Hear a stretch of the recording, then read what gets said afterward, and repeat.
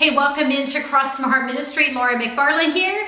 January has begun and I hope you are writing the word with us. Our word for the month of January is the word seek. What a great verse to begin the new year, right? And the verse I want to share with you today is the one that I really always think of when I think about the word seek. It's from Matthew 6:33 and it says this: "Seek first his kingdom and his righteousness, and all these things will be given to you as well." Ladies, as you and I both know, there are so many things that clamor for our time, our attention, our resources, our gifts, our talents, so many things. And they're not all bad things. It's in fact, the longer we walk with Jesus, it might be some good things that want our attention.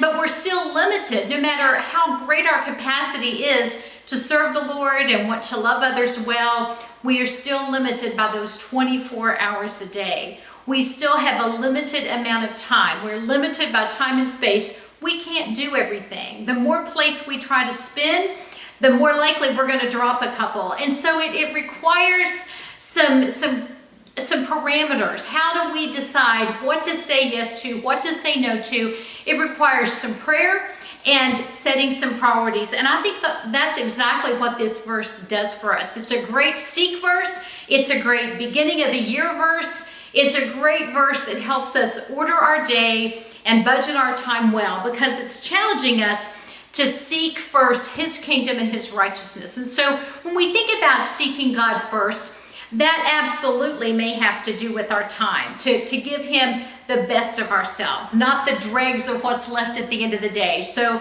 I try to order my day, and I know that doesn't work for everybody. If you have young children at home, I know you may tell me that you're an evening person and night owl, you're not an early morning person. But for this girl, I just find that when I order my day by giving the Lord the first of my day, coming to him first, it just sets me on a better trajectory for that day. So I come to Jesus first in the morning. I try to make that time with him a priority. And I see it in the example of our Lord Jesus Christ. In Mark chapter 1, it says, very early in the morning, while it was still dark, Jesus got up and went off to a solitary place where he prayed. So seeking God first may very well have to do with our time first in the morning. But I think it's even more than that. I think seeking him first means he has my thoughts and my affections.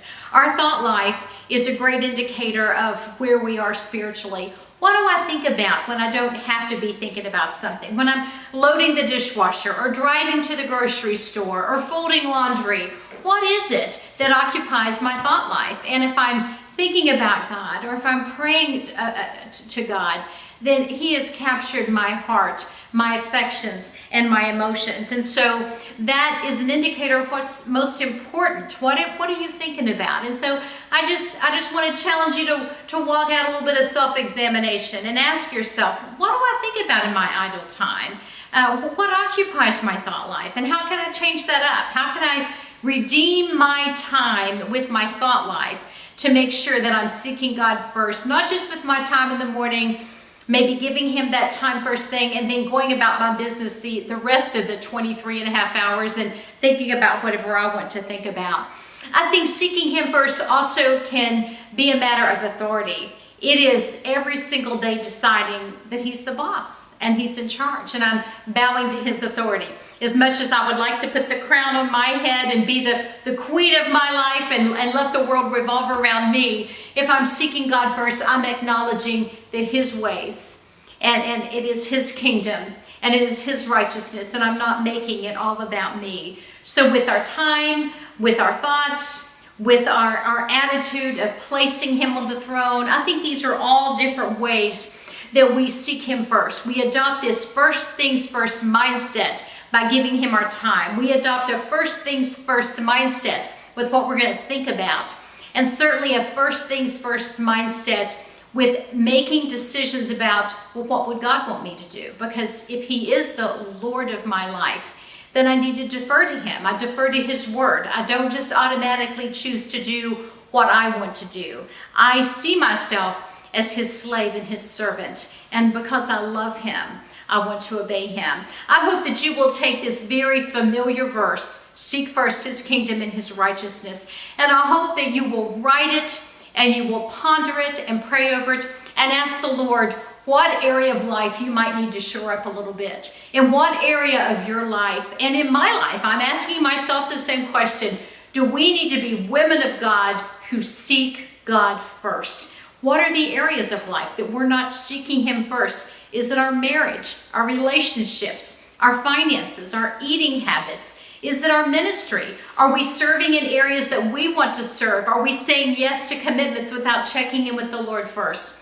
If He is our King and He is our Lord, then let's seek Him first. Let's check in with Him before making commitments. Let's come to Him every single day, maybe establishing that rhythm of coming to Him first thing in the morning. Maybe writing the Word is a way that you begin to do that. And then retraining our mind to be continually having that conversation with the Lord, making much of Him.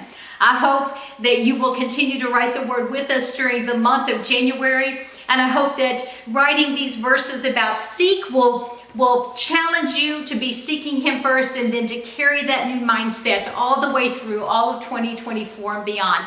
Let's be women of God who put God on the throne of our lives and continue to seek Him first and make much of Him. For Cross My Heart Ministry, I'm Laura McFarland.